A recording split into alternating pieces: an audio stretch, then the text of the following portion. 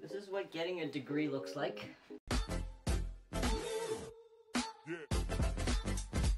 This is not efficient.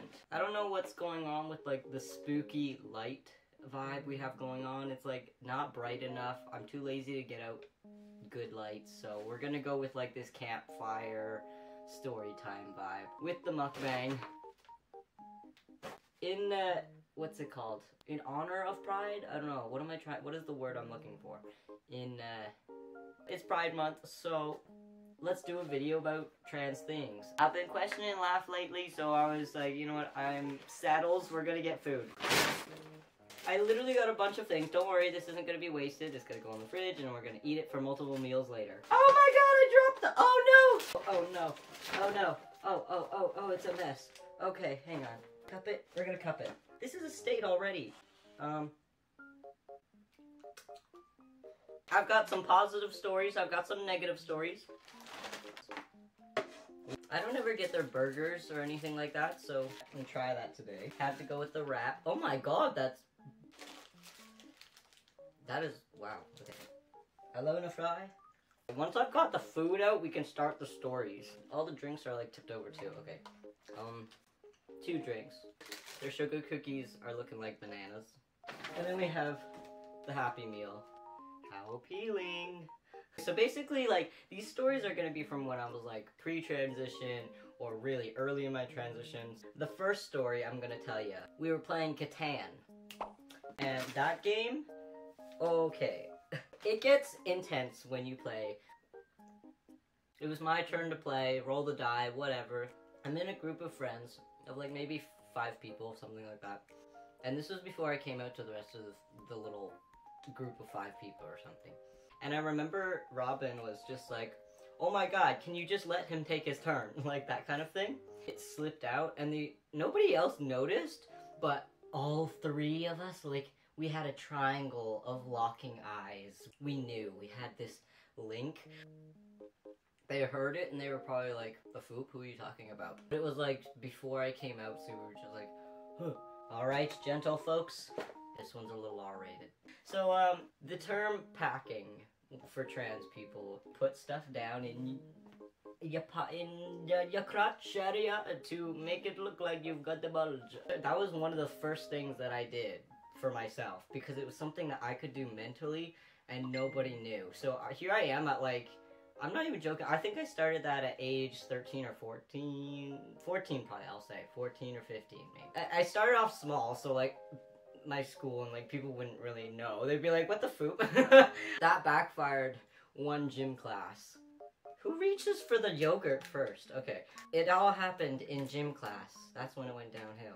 And I had the object down in my undies. These undies were like not secure. Ew, that's banana flavor. Well, I don't want to waste it. It was circuits. So we were doing like laps, you had to do push-ups, you had to do jumping, ropes, like sprints, like literally everything. I don't know why I'm so expressive with my hands all the time. I don't talk like this when I'm not in videos. So I was running, and I'm not even kidding, it was the very end. So I guess in that regard, I was lucky. But I was at the very end of my circuit. We had to do the time and everything to make sure you weren't cheating. Instead, what everybody did, they would start slow, and then they would just gradually up their speed or up their time. But I was not smart. I was like, okay, I'm gonna like just go as fast as I can every time. So in the final, I was like booting it in the sprinting. Let's just say the little packer relocated, and so I felt it. It fell down my leg, fell down the pant leg, felt it at my ankle. It was jiggling a little bit. I was so grateful. These pants, they so happen to have the little cuff, you know, the cuff that hugs your ankle a little tiny bit. Saving grace. Oh my god, my willy's gonna fall out on the ground for everybody to see. This is literally like grade 10?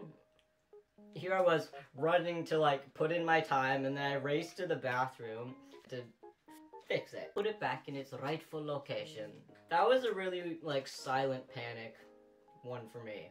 Can you imagine if I didn't have those cuff pants and that just rolled out onto the floor in the gym?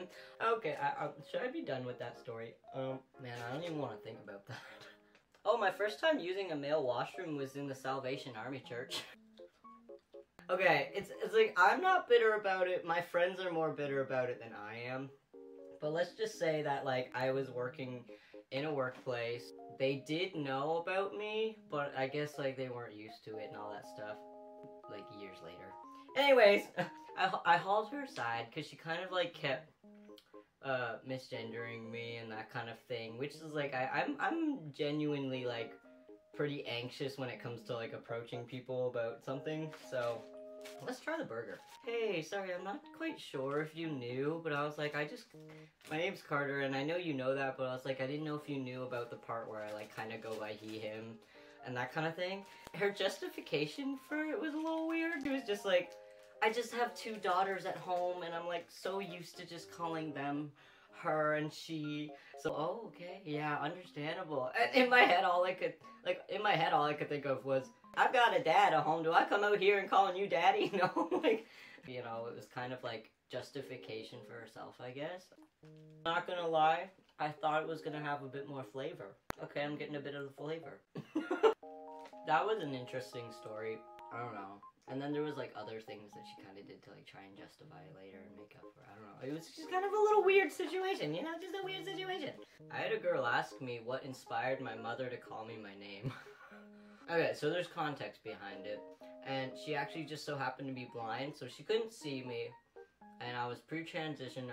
This was before I had hormones, and so my voice was like really high. She asked me, she was like, what's your name? And I was like, oh, my name's Carter, but the high voice. And so she was like, oh, what made your mom, like, what inspired your mom to call you that? Like, it just out of innocence. It wasn't rude, but out of context, it's nothing. But in the context of, like, trans people, it's like, I understand why she asked it.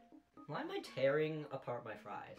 Then there's just other people in my old hometown that were, like, crappy about my coming out. And not in the sense that they, like, outwardly were hateful or anything like that, but also those people that were liars. So there was people that when I did come out, they were not supportive of me at all. Like, they purposely kind of tried to push me back into the girl. So it was like, okay, you told me that, we accept you, but it's like lies, trying to keep throwing girl stuff at me, and even way more than like they ever did before. That was kind of crappy alone, but then they would also go on like social media, and after I posted my coming out video to everybody, they basically lied and was just like saying they were there for me this whole time. And like, I had multiple people like that. As much as like the hometown, the people were like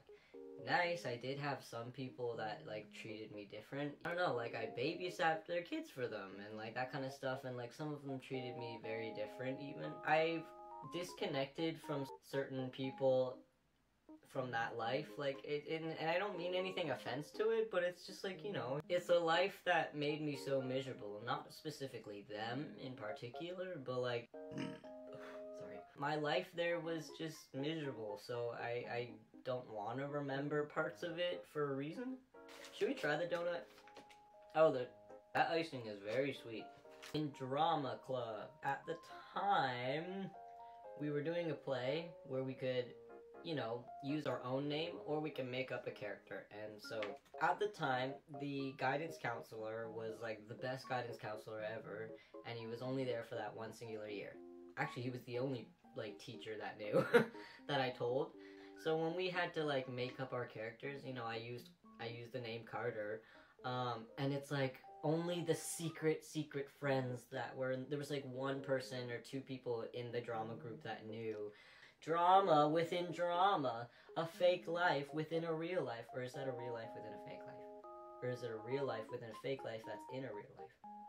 In the same drama club, and with that same friend that I already knew, there was one point where like the drama instructor, not the one that knew, the other lady, she literally like looked at me one point and pointed at me and just called me he and like look at him or something like that before one time. And she knew me very well too. I looked after her cats and I loved them and like that kind of stuff. But either way, she didn't correct herself or anything. So it was just kind of like a little bit of inner satisfaction with myself. I didn't touch the sugar cookies or the wrap. I am pigging out and I'm loving it. My undergrad has been stressing me out to the max. It's like I have been on tea, but like I said, my biggest insecurity, height. I went into Dollarama and I just like had a cart full of stuff, you know. I went to the checkout and there was just like this just jolly person. So they were kind of just like, oh, hello there. What can I do for you? Or checking me out, not checking me out, sorry. Checking out like my items. He was like, oh, so here's your total, ma'am. Or like something like basically ending it with ma'am or miss, one of them. I literally remember purposely making my voice deep. I was like, oh, now's where I need to use my tea. Debit, please. Or I was like, oh, debit, please. Or it was either that or it was at the very end of the transaction where I was like, oh, okay, thank you. Like, something like that. And I really tried to not sound like a woman, basically. And he was like, oh, sorry about that, sir.